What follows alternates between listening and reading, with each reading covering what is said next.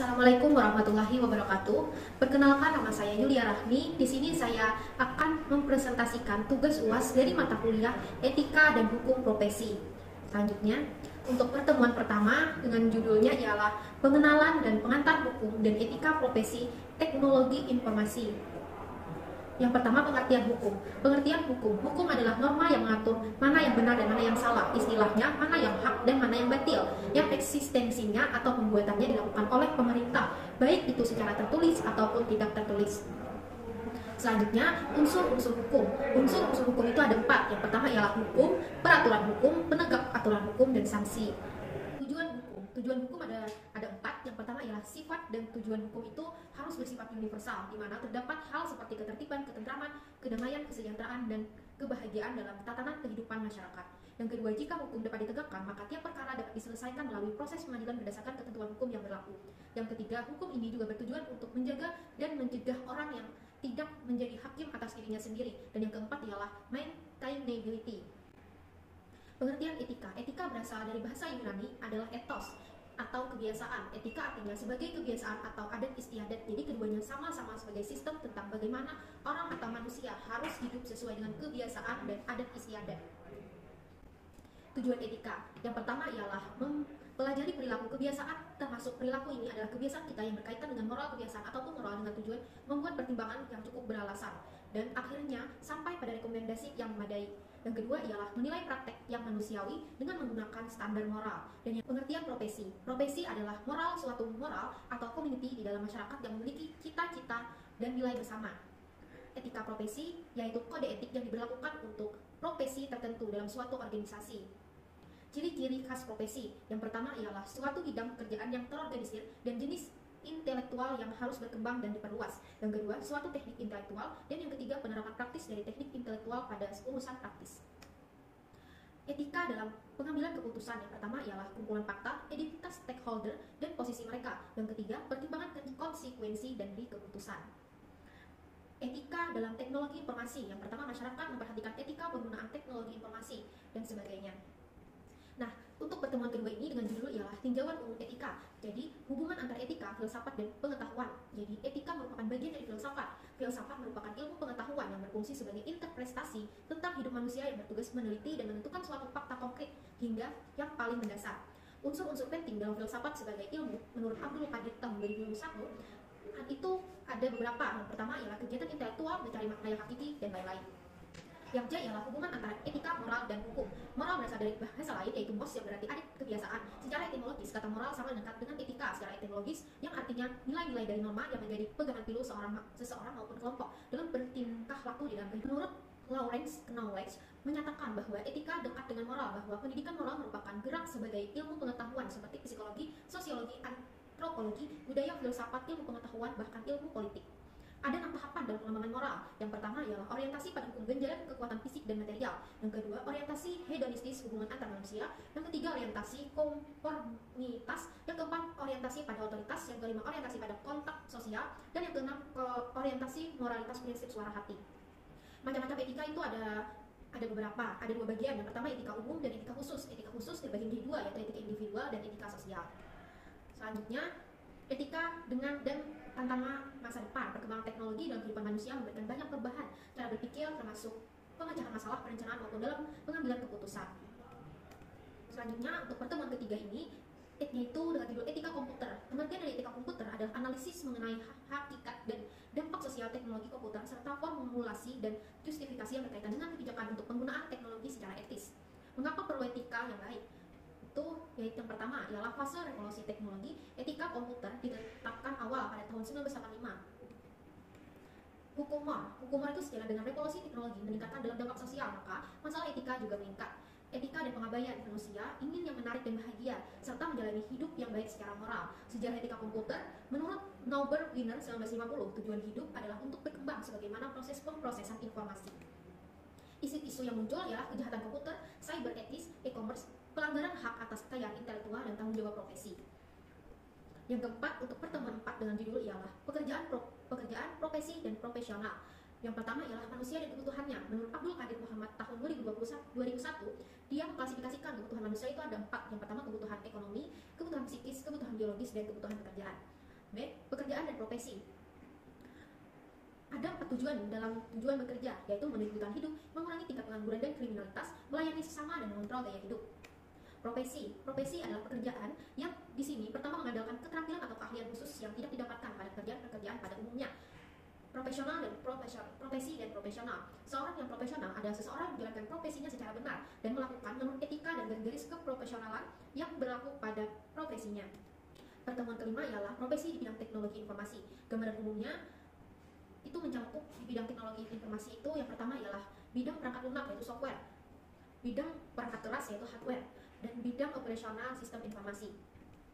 Pengertian software engineer mencatat 2 karakteristik. Yang pertama ialah suatu sifat yang selalu menuntut seorang profesional dalam mendalam dan memperbaharui pengetahuan dan keterampilannya. Dan yang kedua ialah kesadaran untuk membebankan hasil pekerjaan sebagai tanggung jawabnya pribadi.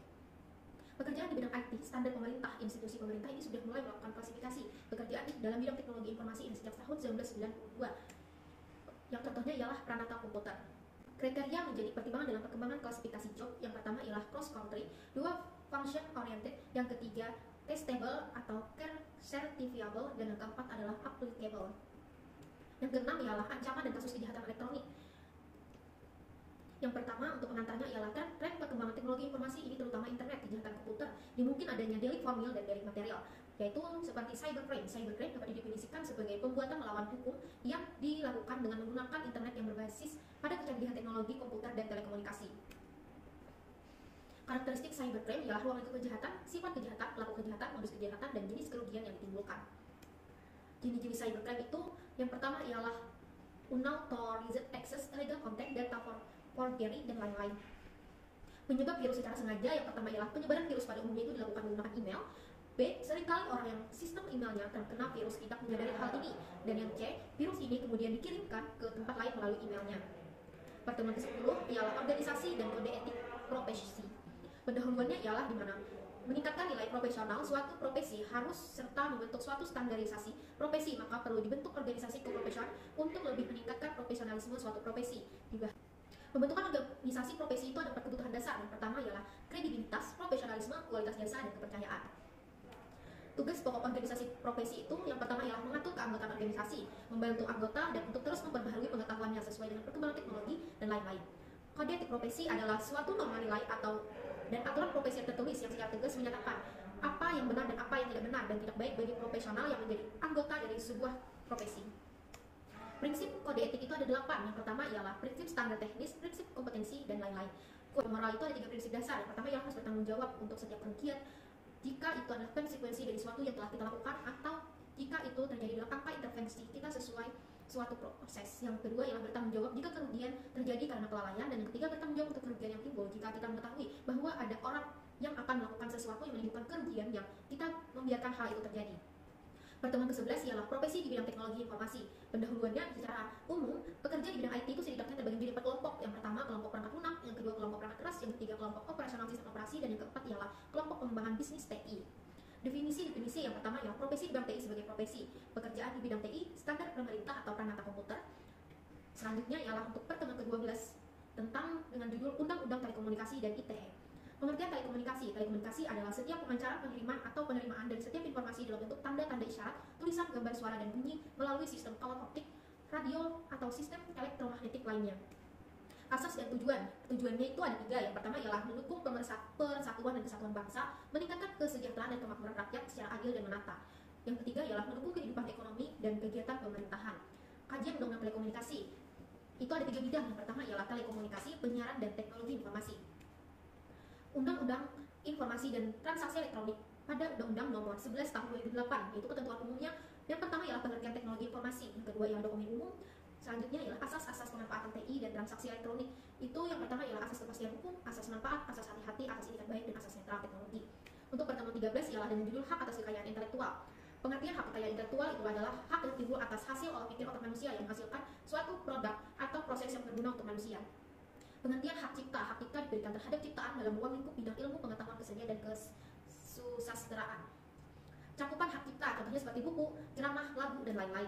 Fungsi dan sifat hak cipta dianggap sebagai benda bergerak sehingga dapat beralih dan dialihkan.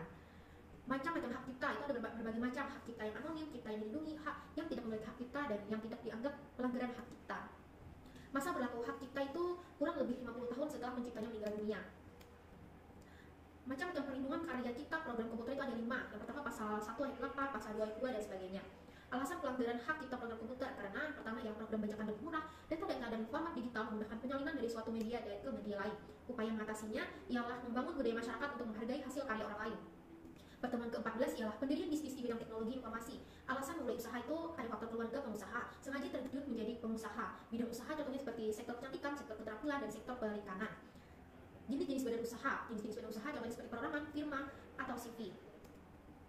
Jenis izin usaha, contoh seperti TDP, NPWP, SIUP untuk perdagangan, SIAWI untuk perindustrian, dan izin domisili. Proses pendirian badan usaha, contohnya seperti badan rapat, membuat akta notaris, didaftarkan ke pengadilan negeri, dan sebagainya. Faktor penyebab kegagalan usaha, data dan informasi yang lengkap, salah perhitungan, dan lain-lain. Pengertian perjanjian kerja. Perjanjian kerja merupakan suatu perjanjian di mana pekerja mengikatkan diri untuk bekerja. Jenis perjanjian kerja ada 2, yaitu perjanjian kerja untuk waktu tertentu dan perjanjian kerja untuk waktu tidak tertentu. Pertemuan ke-15 ialah tentang meningkatkan profesionalisme di bidang TI. Peningkatan profesionalisme dalam menjadi memiliki persyaratan profesionalisme seperti dasar ilmu yang kuat di bidangnya, penguatan kiat-kiat informasi yang dilakukan berdasarkan riset, dan lain-lain. Siapkan SDM. Untuk mempersiapkan SDM di bidang TI dapat dilakukan hal-hal seperti contoh yang pertama ialah program sekolah, program SMK Teknologi Informasi, program diploma Teknologi Informasi, dan program pendidikan sarjana Teknologi Informasi. Menjadi profesional yang bersertifikasi untuk menuju pada level yang diharapkan, dan lain-lain. Sertifikasi berorientasi produk. Sertifikasi internasional untuk bidang TI relatif pada lingkungan terbatas dan biasanya dikeluarkan berkaitan dengan produk software atau hardware dari perusahaan tertentu. Hambatan pelaksanaan sertifikasi biaya yang mahal dan kemampuan yang kurang memadai terhadap penguasaan materi. Terima kasih, sekian penjelasan dari saya, semoga bermanfaat. Salah hilaf mohon maaf. Assalamualaikum warahmatullahi wabarakatuh.